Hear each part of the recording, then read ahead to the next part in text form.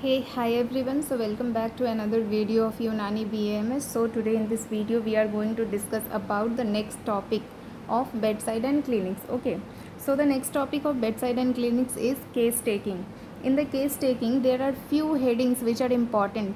In that headings we will discuss the overall things. Okay. So the first heading of case taking is importance of the name. So you guys tell me what is the importance of the name? Huh? Do you know importance of the name? So the let me tell you. So the name is important to identify the patient, okay, his sex and his religion. Why the name is important? Name is important to identify the patient, identify his sex, whether he is male or female, identify his religion, whether he is Hindu, Muslim, Sikh, Isai. By the name we can identify these things. Okay. So the second importance of the case taking is importance of the age. Okay, importance of the age.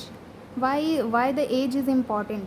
Age is important for further diagnosis. Okay, further diagnosis, there are so many diseases which is related with the age. Okay, there are so many diseases which is related with the age. So for the further diagnosis, age is important. For example, there are so many diseases which occur according to the age. Okay, so let's say whooping cough, whooping cough, diphtheria, polio, smallpox, smallpox. These are the diseases which occur in children's. Okay, these are the disease of children's. Likewise, children's, there are diseases for adults also, like bronchitis, gonorrhea, bronchitis, gonorrhea. After this, syphilis, tuberculosis. Okay, so these are the diseases which occurs in adult.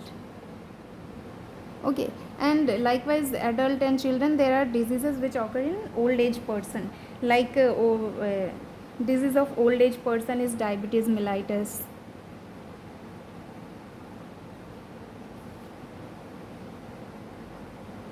diabetes mellitus.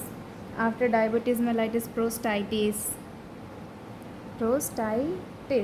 hypertension, angina pectoris, myocardial infarction. These are the diseases which occur in whom? Age related person, myocardial infarction. Okay, so these are the disease which occurs in children and adults and old age person. Okay, so this is the reason age is important. To identify the identification of the age is important. So the next heading of case taking is importance of the sex. Importance of the sex.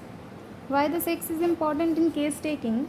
The sex is important in case taking because there are so many diseases which occur in reproductive systems. Okay, so in females, which disease is related to the reproductive system? Like UTIs, uterine infections, and hysteria. This is the disease of UTIs, and hysteria is the disease of female reproductive system. And likewise, female reproductive system, there are the diseases which is related to the male reproductive system. So the disease of male reproductive system is prostatitis and phimosis. Okay, prostatitis and phimosis. Phimosis is the inflammation of penis. Inflammation of penis. Okay, and prostatitis is inflammation of prostate gland. What is the prostatitis? Prostatitis is inflammation of prostate gland. Okay, inflammation of prostate gland. So these are the three importance of the name, importance of the age, importance of the sex. We are going to discuss the next importance. The next importance is address. Importance of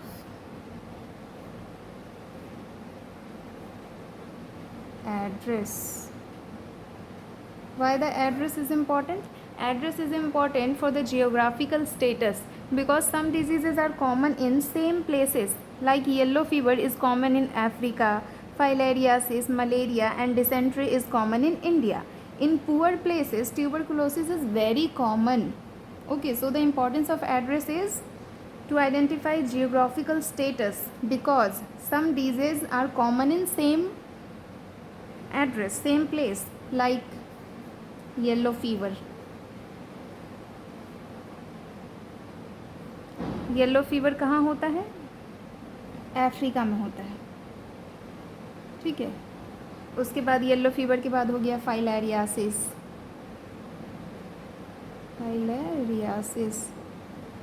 filariasis हो गया. Malaria हो गया.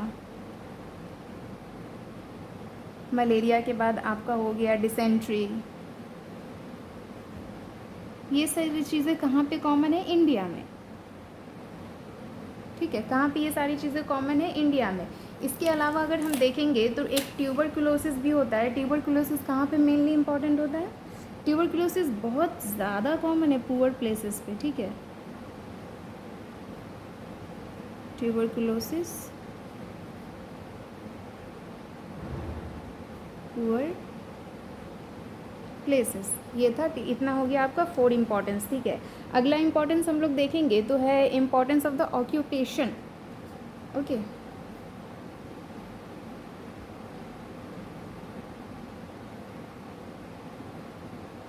Importance of the occupation. Occupation क्यों important है? क्योंकि बहुत सारी diseases ऐसी है जो ऑक्यूपेशन रिलेटेड होती है, ऑक्यूपेशन की वजह से ही होती है, इसलिए ऑक्यूपेशन इम्पॉर्टेंट है. ठीक है. तो आपका इसका डेफिनेशन ऐसे लिख सकते हैं, it is the importance due to occurrence of many diseases related to their occurrence. Okay, ये है आपका डेफिनेशन. क्या है definition? It is important due to the occurrence of many diseases related to their occupation. For example, mental stress related to occupation, people are suffering from angina pectoris and other cardiac problems. ठीक है. ऐसे ही आप लोग अगर देखेंगे तो इसके आगे क्या है? Physical stress related occupation, people are suffering from varicose veins. ठीक है. मेंटल जो पेशेंट है, मेंटली जो डिस्टर्ब्ड रहते हैं, उन पेशेंट का ऑक्यूपेशन ज़्यादातर क्या होता है? वो पेशेंट लोग का प्रॉब्लम भी ज़्यादातर ये रहता है कि वो कार्डियक प्रॉब्लम से सरवाइव करते रहते हैं और उनको एंजाइना पेक्टोरिस ज़्यादा रहता है. ठीक है. Cardiac patient, angina pectoris, angina pectoris हो गया. ठीक है. उसके बाद फिज़िकल स्ट्रेस रिलेटेड ऑक्यूपेशन क्या है? लेबर होते हैं. ठीक है. लेबर होते हैं जो कि ज़्यादातर वेरिकोज वेन से सफ़र करते हैं. दूसरा कंडीशन क्या है?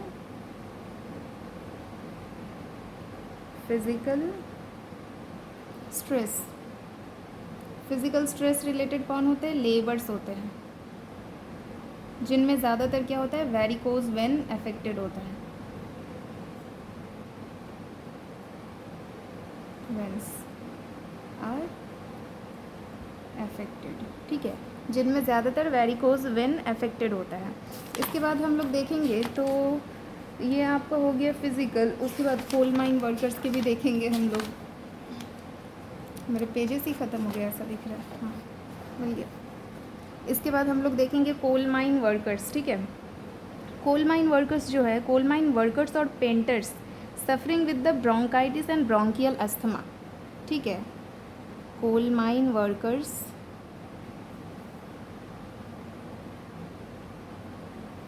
कोल माइन वर्कर्स, और कौन है, पेंटर्स, किससे सफ़र होते हैं, ब्रोंकियल अस्थमा और ब्रोंकाइटिस से सफ़र होते हैं। Bronchial asthma and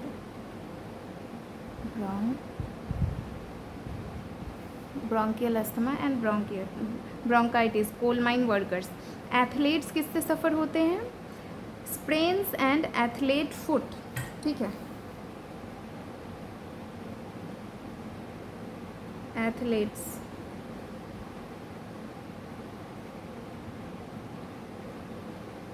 sprains and athlete foot, ठीक है। उसके बाद टेनिस प्लेयर को क्या प्रॉब्लम रहता है, टेनिस एल्बो रहता है, टेनिस प्लेयर्स,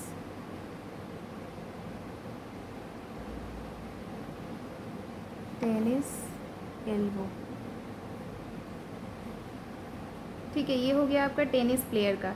उसके बाद जो स्टूडेंट्स रहते हैं उनमें क्या प्रॉब्लम ज़्यादातर रहता है, अल्नर पैल्सी रहता है, ठीक है, स्टूडेंट्स अल्नर पैल्सी, स्टूडेंट्स हो गए। उसके बाद आपका टेलर्स जो रहता है वो पाइल्स उनमें ज़्यादा रहता है टेलर्स, क्योंकि वो हमेशा बैठे हुए रहते हैं। टीचर्स जो रहते हैं, टीचर्स को वोकल कॉर्ड डिसऑर्डर ज़्यादा हो जाता है, क्योंकि वो लोग हमेशा बोलते रहते हैं, बच्चों को पढ़ाते रहते हैं। इसके बाद हम लोग देखेंगे अगला जो इम्पोर्टेंस है वो इम्पोर्टेंस ऑफ द रिलीजियन है।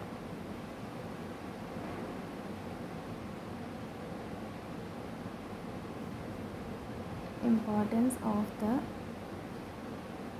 रिलीजियन, रिलीजियन का क्या इम्पोर्टेंस है, ये इसलिए इम्पोर्टेंस है, जैसे देखिए आप लोग मुस्लिम्स जो होते हैं उनमें उसका सेफ़र साइड क्या होता है कि उनमें फाइमोसिस और वेलेनाइटिस नहीं होता है। क्यों नहीं होता है, क्योंकि उनमें सर्कमसीज़न होता है।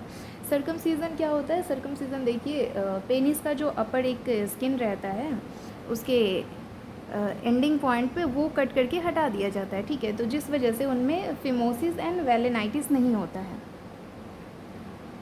Phimosis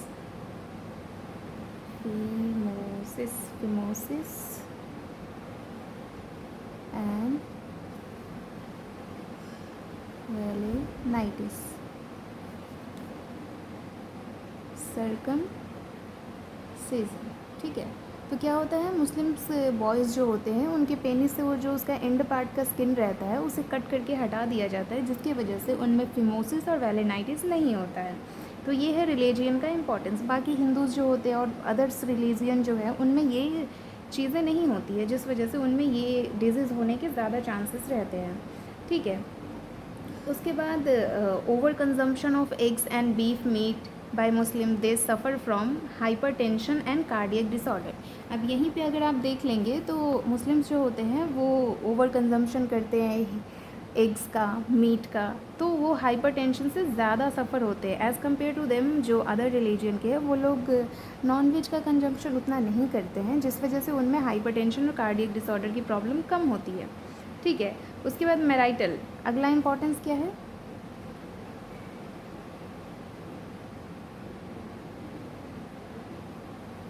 importance of marital status.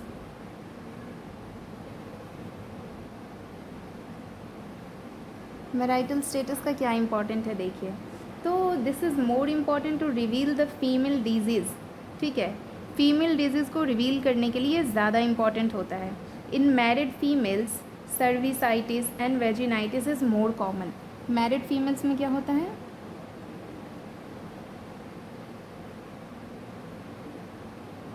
Married females में cervicitis and what is the next, vaginitis,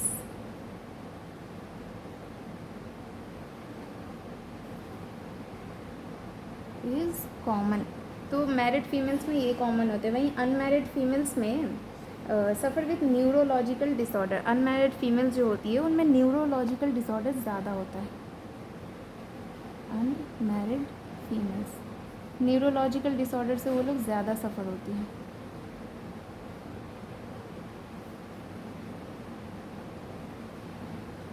ठीक है, ये अनमैरिड फीमेल्स का है कि न्यूरोलॉजिकल डिसऑर्डर से वो ज़्यादा सफ़र होती है। ठीक है, तो ये सारे आपके इम्पोर्टेंस थे हिस्ट्री टेकिंग के। तो हिस्ट्री टेकिंग के क्या क्या इम्पोर्टेंस थे देख लीजिए। सबसे पहला आपका इम्पोर्टेंस था, वो पेपर बहुत पीछे मैं लिखी हूँ, तो आपको मैं बोल करके एक बार रिवीजन करवा देती हूँ। ठीक है, आप ध्यान से सुन लीजिए। दो केस टेकिंग के इम्पोर्टेंस क्या है, केस टेकिंग में क्या क्या पॉइंट्स थे। सबसे पहले पॉइंट था इम्पोर्टेंस ऑफ द नेम, दूसरा पॉइंट था इम्पोर्टेंस ऑफ द एज, तीसरा पॉइंट था इम्पोर्टेंस ऑफ द सेक्स, चौथा पॉइंट था इम्पोर्टेंस ऑफ द एड्रेस, फिर आपका फिफ्थ पॉइंट था importance of the occupation, sixth point था इम्पोर्टेंस ऑफ द रिलीजियन। ठीक है, ये सारे इम्पोर्टेंस थे। और सेवन्थ पॉइंट था importance of the marital status.